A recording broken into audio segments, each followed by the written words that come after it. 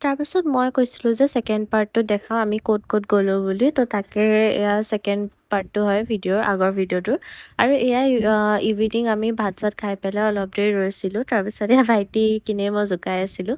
Then আমি কাজিনখিনি একেলগে বহি আছিলোঁ আৰু ইভিনিঙে হ'ল। তাৰপিছত আমি এয়া ৰেডি হ'লোঁ আৰু ৰেডি হৈ মেলি পেলাই বাহিৰত এয়া ওলাই আহিলোঁ আৰু মাহঁতো ৰেডি হ'ল। ফটো ভিডিঅ' অলপ কৰি দিব লাগে বোলে, সেইকাৰণে ফটোজ ভিডিঅ'জ কৰি দিলোঁ। তাৰপিছত আমি এয়া গৈছিলোঁ স্বৰাজ উদ্যান আৰু একচুৱেলি জেঠাইহঁতো যোৰহাটতে থকা হয় বাৰু, কিন্তু আমি যোৰহাটত নাথাকোঁ, তো তেনেকৈ অহাও নহয়।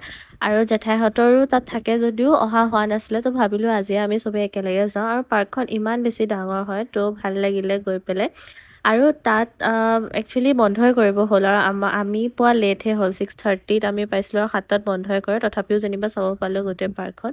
আৰু পাৰ্কখন ইমানেই ডাঙৰ, আমাৰ চাই চাই পেলাই ভাগৰে লাগি গ'ল। তো ওলাই গৈ বাহিৰতে অলপ বহিলোঁ আৰু ভাইটিহঁতে বোলে আইচক্ৰীম খাই, তো কুলফি লৈ আহিলে সিহঁতি। সেয়া খাই মেলি ওচৰতে ষ্ট্ৰীট ফুড আছিলে, তাত আমি চিকেন ম'ম' আৰু কুৰকুৰে ম'ম' অৰ্ডাৰ দিলোঁ। সেয়া খালোঁ আৰু খাই মেলি পেলাই আমি ঘৰলৈ উভতিলোঁ। আৰু ঘৰলৈ উভতোতে চাওকচোন ইমান মৰম লগা এটা মেকুৰী পোৱালি। তাৰপিছত আমি তাত চবেই গৈ পেলাই বহিলোঁগৈ ভাগৰ লাগে। আৰু ইয়াৰ ভাইটিয়ে মাহীৰ ল'ৰা হয়, কান্দি আছিলে, তাকে জোকাই আছিলোঁ। তাৰপিছত আমি ড্ৰেছ চেছ চেঞ্জ কৰি আমি চব কাজিনবোৰ একেলগে বহি আছিলোঁ। তো ইমানেই আছিলে আজিৰ কাৰণে। থেংক ইউ ফৰ ৱাচিং।